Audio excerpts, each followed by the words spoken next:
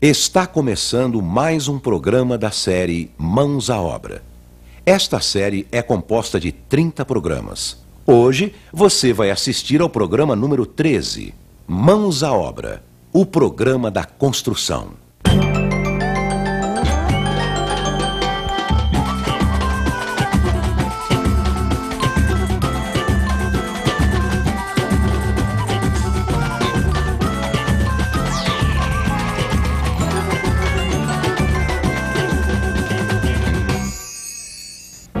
No programa anterior, vimos como fazer vigas e lajes, como fazer as vigas sobre paredes, como fazer as vigas sobre vãos, como preparar as lajes, os cuidados na hora de concretar as lajes. Mãos à obra, programa 13, instalações elétricas.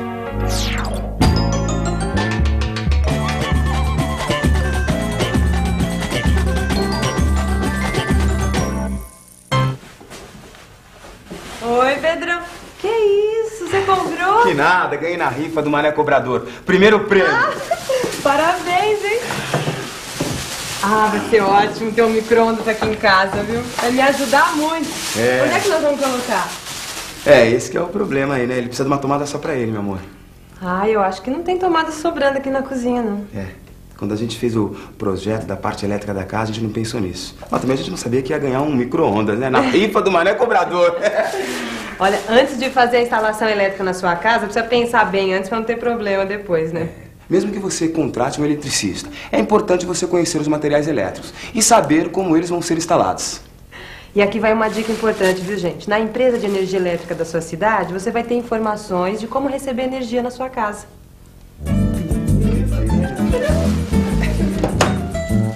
Você vai saber como colocar o poste de entrada e o eletroduto. E como deve ser a caixa de entrada, onde serão instalados o medidor e a chave geral. Depois, com a obra mais adiantada, vai chegar a hora de preparar os pontos de energia elétrica.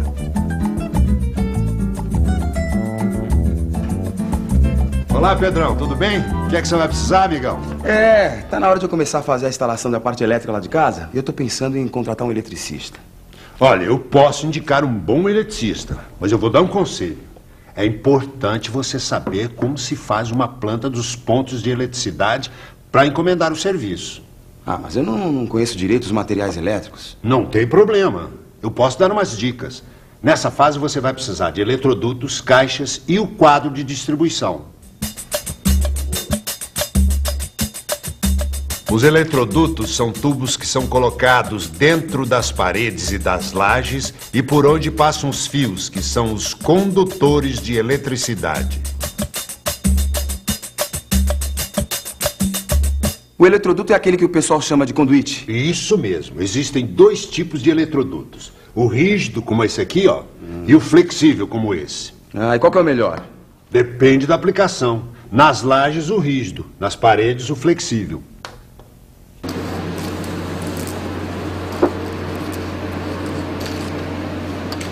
Ele é mais prático. É fornecido em rolos.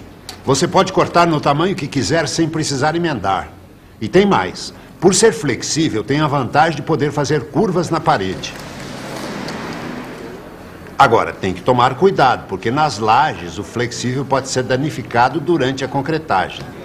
É por isso que, nesse caso, você deve usar o rígido. Tá ficando lá.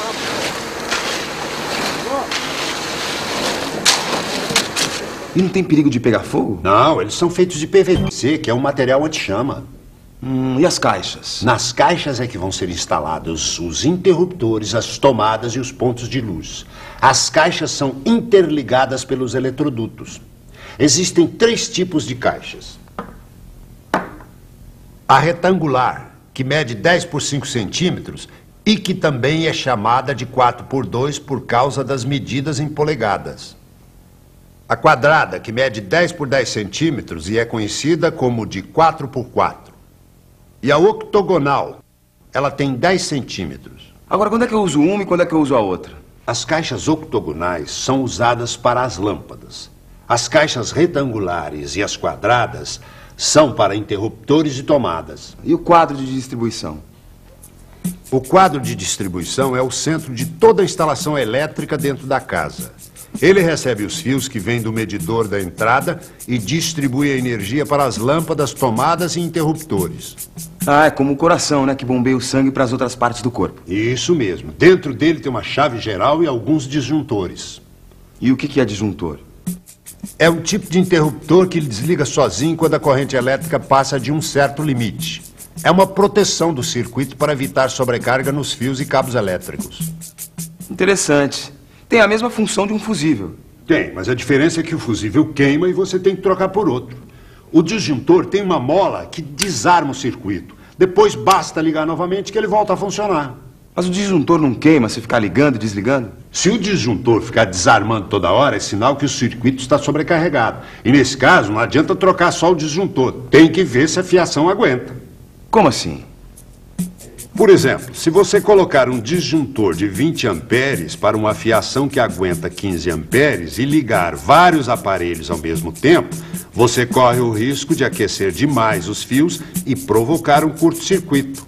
Opa, aí é perigoso. É por isso que precisa calcular a capacidade dos disjuntores de acordo com a necessidade de energia de cada circuito e com o tipo de fiação. E quantos disjuntores eu vou precisar ter? Um para cada circuito. E quantos circuitos eu vou ter? Bom, aí você vai ter que seguir umas regrinhas. Primeiro você vai separar os pontos de luz das tomadas. Depois você vai separar o andar de baixo do andar de cima. E por último você vai criar um circuito só para o chuveiro. Bom, então são 7 circuitos. Mas faça tudo isso evitando sobrecarga nas tomadas especiais. Não ponha mais de 3 no circuito. Não, deixa comigo. Agora você precisa definir quantas caixas vai usar, de que tamanho e onde elas vão ser colocadas. Bom, então tá bom, Sr. Freitas. Eu vou fazer a lista de todo o material que eu preciso, aí depois eu volto. Ok, Pedro. Qualquer dúvida me procura, eu vou estar aqui. Tá ok, Sr. Freitas. Brigadão, hein? De nada. A parte elétrica ela já passa, né? E deixa os conduítes embaixo na laje, né? Então a gente já sabe que ali onde tem aquele conduíte vai subir normalmente uma caixinha. Então a gente já, com o eletricista, que a gente toma informação, a altura que tem que ser as caixas. Por exemplo, a minha parede, na segunda fiada vai ter uma caixinha, na sexta fiada vai ter outra. Então eu já estou sabendo, porque o eletricista já passou e já nos informa, né? Porque é para poder a gente não fazer errado, senão depois complica.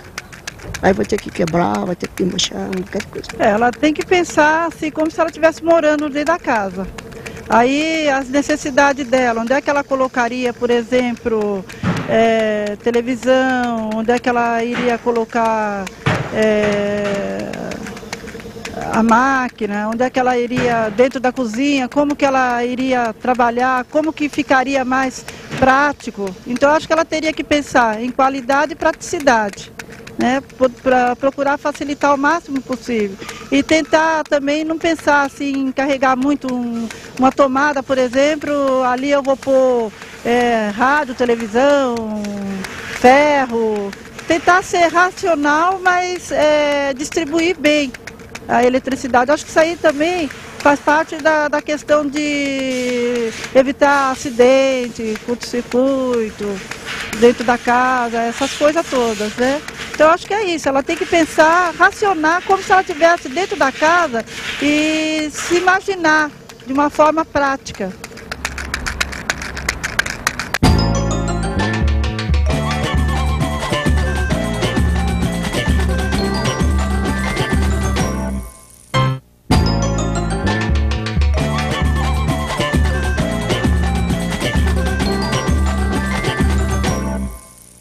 Depois das dicas do Sr. Freitas, eu aprendi como é importante você fazer uma planta dos pontos de eletricidade. Pontos de eletricidade são todos os locais da casa onde você vai instalar uma lâmpada, um interruptor, uma tomada. Ah, isso inclui também o quadro de distribuição. Que deve ser colocado num lugar discreto para não aparecer demais.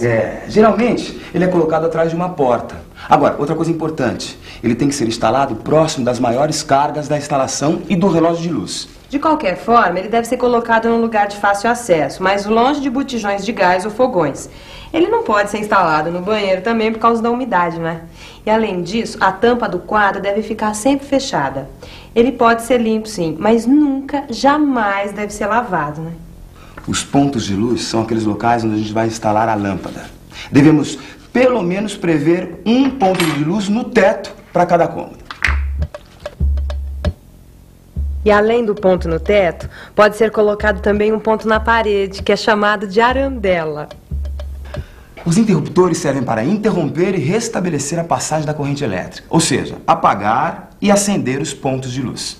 Eles devem ser colocados próximo das portas, porque assim fica mais fácil você acender, e nunca atrás delas, porque senão dificulta. Devem ser previstos 2 tipos de tomadas, as de uso especial e as de uso geral. As tomadas de uso geral são aquelas que a gente ainda não tem o uso definido e servem para ligar TV, videocassete, aparelho de som, abajur. As tomadas especiais são aquelas que a gente vai ligar a aparelhos que têm uma voltagem diferente ou um consumo elevado, como geladeira, máquina de lavar, chuveiro elétrico, micro-ondas. Foi por isso que o seu Freitas ensinou pra gente uma regra básica para saber quantas tomadas devem ser instaladas em cada cômodo.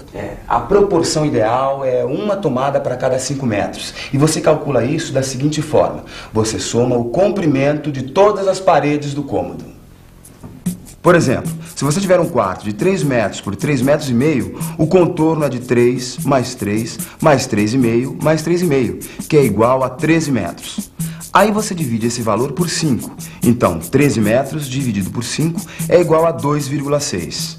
Esse número você arredonda para cima e vai dar 3 tomadas para esse cômodo. Mas atenção, no caso da cozinha, que é necessário ter mais tomadas, essa proporção deve ser menor.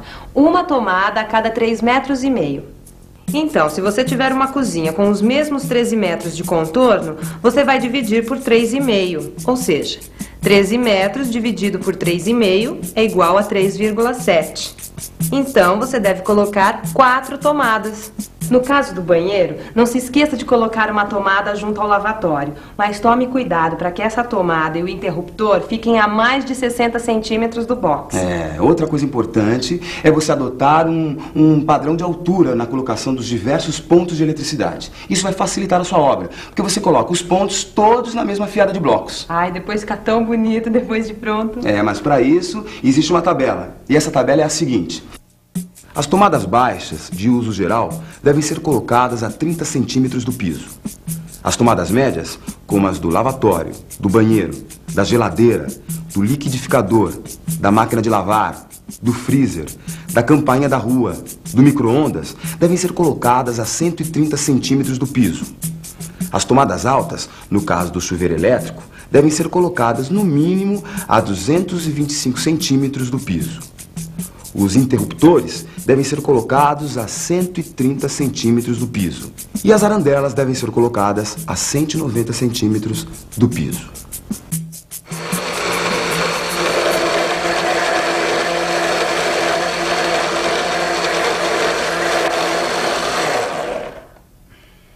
O próximo passo é fazer uma planta da casa com todos os pontos de eletricidade. Essa etapa é necessária, mesmo que você contrate um eletricista. Porque você precisa dizer para ele o que você quer que ele faça exatamente. Se ele coloca um ponto no meio do cômodo e meia dúzia de tomadas. Ixi, Maria, depois quem fica com o problema é você. Para você fazer uma planta dos pontos de eletricidade, você tira uma cópia da planta da casa e desenha em cima os lugares onde você quer instalar esses pontos e eletrodutos. Tem uma convenção para marcar esses pontos. São os símbolos que representam cada tipo de ponto. O quadro de distribuição é um retângulo, metade cheio e metade vazio. O ponto de luz no teto é um círculo vazio. A arandela na parede é um meio círculo vazio. O interruptor é uma letra S maiúscula. A tomada baixa é um círculo pequeno vazio com um traço do lado. A tomada média é um círculo pequeno, metade cheio e metade vazio com um traço do lado. A tomada alta é um círculo pequeno, totalmente cheio com um traço do lado. O telefone é um triângulo vazio. E os eletrodutos você indica com uma linha ligando os pontos. Se passar pelo chão, faça uma linha tracejada para distinguir dos que estão passando pela laje ou parede. Com esses símbolos, você vai marcar a planta começando pelo andar de baixo. Marque o quadro de distribuição. Marque os pontos de iluminação no teto. Na cozinha, como temos um ponto no teto, é bom termos arandelas em cima do fogão e em cima da pia, para ficar bem iluminado. Marque os interruptores. Marque as tomadas. Depois, desenhe uma linha ligando o quadro de distribuição ao ponto de luz do teto mais próximo. Agora, ligue esse ponto de luz com os demais pontos do andar térreo. Ligue os pontos de luz com os respectivos interruptores. A partir dos interruptores ou dos pontos de luz, ligue as tomadas. Coloque uma flecha em cima do quadro de distribuição e escreva a palavra sobe, para indicar que um eletroduto passará para o andar de cima. No andar de cima, repita todas as operações a partir do ponto onde o eletroduto estiver chegando.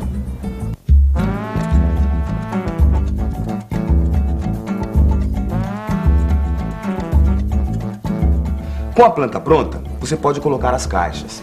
As caixas devem ficar bem presas, tanto nos blocos como na laje. Use um pouco de argamassa de cimento e areia 1:4. Os eletrodutos rígidos devem ser presos nas caixas por buchas e arruelas.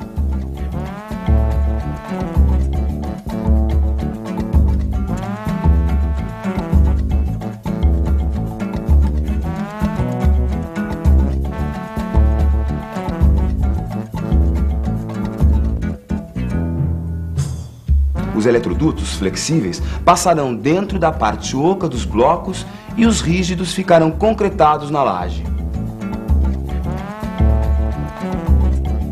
O diâmetro dos eletrodutos depende do número de fios que vão passar dentro deles.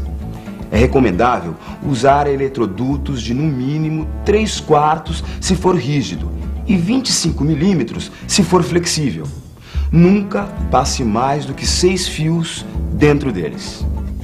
Você tem que fazer também um eletroduto separado só para os fios do chuveiro e outro para o fio do telefone e o cabo da antena da televisão. E aqui tem alguns detalhes importantes. O eletroduto que sai da caixa deve ter uma ponta sobrando acima da laje para continuar a instalação no andar de cima. Tampe com papel ou estopa a ponta dos eletrodutos e as caixas para evitar que entre água, sujeira ou concreto durante a obra, o que pode estragar as caixas ou entupir os eletrodutos. Bom, seguindo essas etapas, passo a passo, você está preparado para fazer os pontos elétricos da sua obra. E assim evitar erros e esquecimentos. A gente não tem tomada para o micro-ondas, mas a gente tem para o liquidificador. E eu vou me refrescar com esse suco, meu amor, porque eu vou lá no Seu Freitas comprar todos os materiais para fazer a instalação dessa tomada. Muito bem, Pedrão. Eu vou com você. No próximo programa, a gente vai falar sobre a construção das paredes do piso superior. Fique à vontade. Afinal, a casa é sua. Oh. Não, meu amor? Se eu fosse construir um sobrado, eu faria uma estrutura bem forte embaixo e pensando assim em termos de qualidade, mas uma estrutura mais leve em cima. Reforcei a casa embaixo, muito reforçado. Aí, primeiramente, eu fiz minha escada e subi para cima. Deixei tudo certinho para poder construir em cima. As paredes você tem que levantar o mesmo padrão que foi feito de baixo. Tem que acompanhar o aprumamento de baixo. E vai até em cima. Padrão, né? Olha, a prioridade minha é minha família, certo? Eu acho que não só minha, mas de todos, né? Temos lá para, mesmo que amanhã chegue um momento que a gente vai ter que ir mesmo, então a família já tem um amparo, né? Certo? O meu objetivo é esse, né? Porque, veja bem, às vezes você tem oportunidade na vida, você deixa passar. Vai deixando passar, então chega um momento que você fala, vou ter que agarrar essa, porque se eu soltar essa, nunca mais. Eu vou para debaixo da ponte, né? Então é uma coisa que eu vou te falar. Cada tijolo desse aqui que nós estamos levantando é com amor, entendeu? Tem que ser com muito carinho, não é falar assim, não, vou levantar aí de qualquer jeito, não. Tem que ser com muita paciência mesmo. Um amor mesmo, como se fosse de um pai para filho. Porque aqui vai ficar a nossa família, né? No programa de hoje, vimos como fazer a instalação dos pontos de eletricidade. Quais são os tipos de materiais elétricos? Como calcular a quantidade de material necessária? Como fazer a planta dos pontos de eletricidade? Os cuidados na hora de fazer a instalação. Qualquer construção ou reforma exige a participação de um profissional habilitado responsável pelo projeto e pela execução da obra. Procure a Prefeitura ou o CREA para obter mais informações a respeito.